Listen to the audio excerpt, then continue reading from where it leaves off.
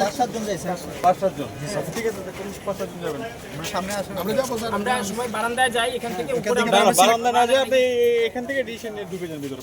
সংগ্রামী উপস্থিতি, আপনারা জানেন কোটার নামে মেধাবীদের অধিকার হরণ করা হচ্ছে। আমরা সেই মেধাবীদের পক্ষে আমরা আজকে সুনামগঞ্জ জেলার সাধারণ শিক্ষার্থীবৃন্দ একত্র হয়ে সারা বাংলাদেশের সাধারণ শিক্ষার্থীদের পক্ষে আমরা আজকে জেলা প্রশাসক বরাবর মাননীয় রাষ্ট্রপতির বরাবর জেলা প্রশাসকের মাধ্যমে মাননীয় রাষ্ট্রপতি বরাবর মাধ্যমে কুটা হবে মেধাবীদের জন্য। কেন কুটা হবে? সবার জন্য। মুক্তিযুদ্ধ করেছেন, ঠিক আছে, ওনাদেরকে প্রাপ্যতা হচ্ছে, ইয়ে দেওয়া হচ্ছে, আমরা ওদের বিরুদ্ধে, ওনারা হয়তো ভাবতে পারেন আমরা মুক্তিযুদ্ধের বিরুদ্ধে, কিন্তু আমাদের আন্দোলনের বিরুদ্ধে নয়, আমাদের আন্দোলন কুটা সংস্কার জন্য। আমরা চাচ্ছি না কুটা নিপাত যাক, কিছু থাকুক, যেমন এই জেলা কুটা, এটার কোনো প্রয়োজন নেই, আমাদের জেলায় পিছিয়ে, বাট আমরা চাই না